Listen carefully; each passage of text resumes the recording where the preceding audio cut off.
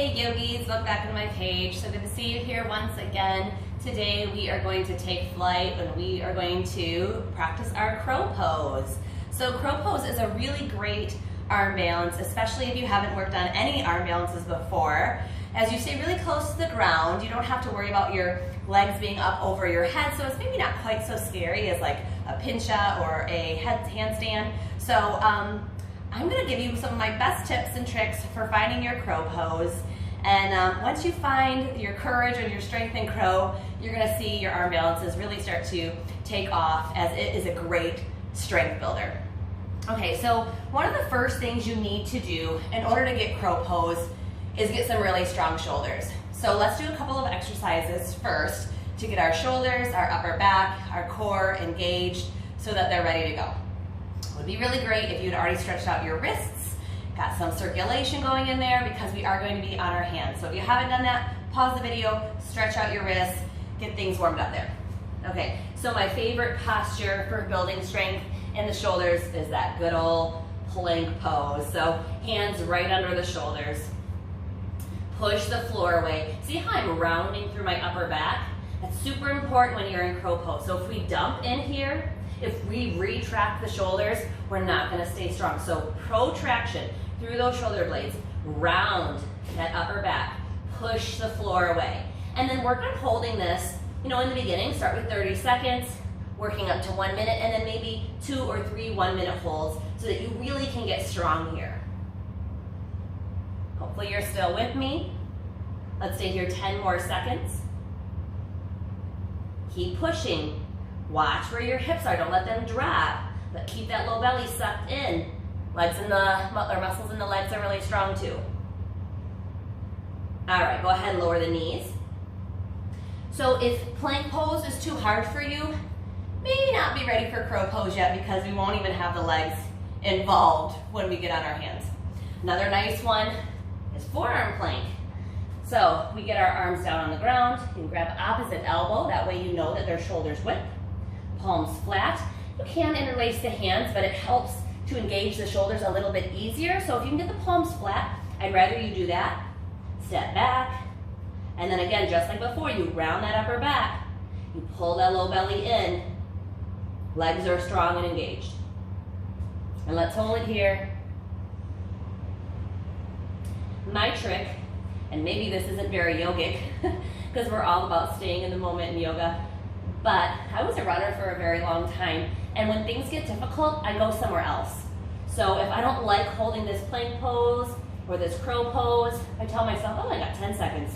And I start my countdown, 10, 9, 8, oh, look at the speckles on the floor, 7, oh, I should vacuum this mat, 6, 5, oh man, I really didn't cut my fingernails, look at all of them. I try and let my mind go somewhere else so that the pain, the discomfort seems a little bit more unbearable. All right, go ahead and lower the knees, let's come down. Soften the shoulders, relax them a little bit. So you got that idea of that protraction, that pushing the floor away.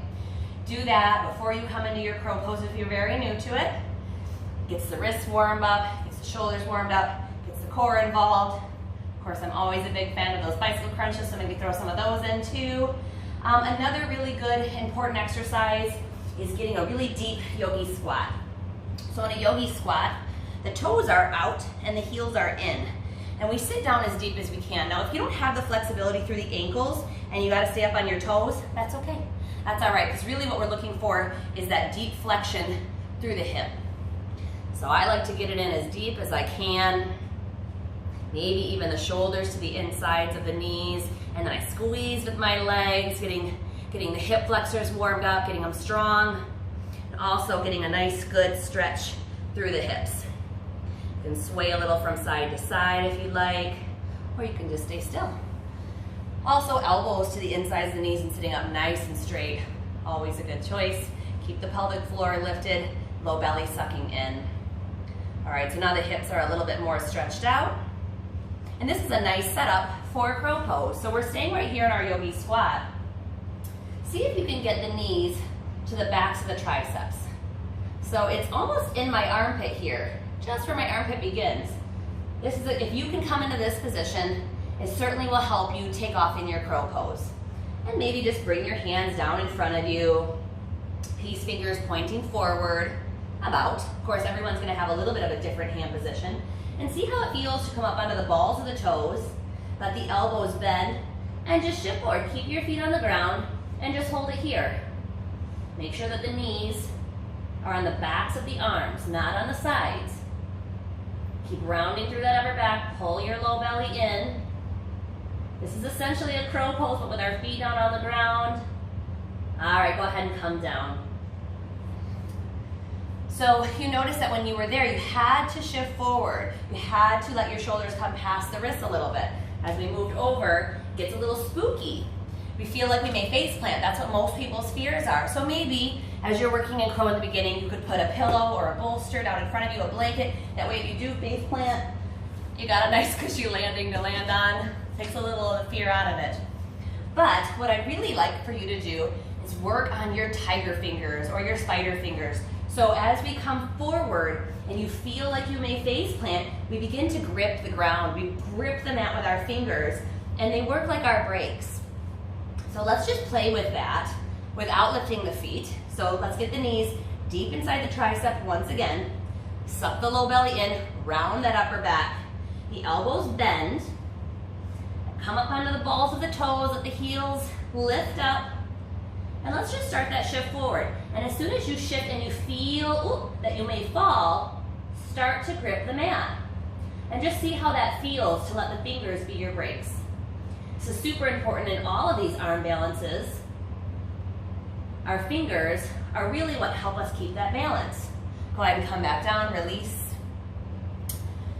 All right, so important things. Round the upper back. That's pushing out of the shoulder blades.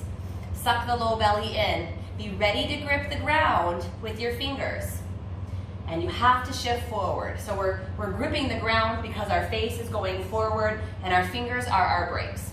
So let's just see how it feels to come up and maybe just lift one toe. Or one foot, I should say.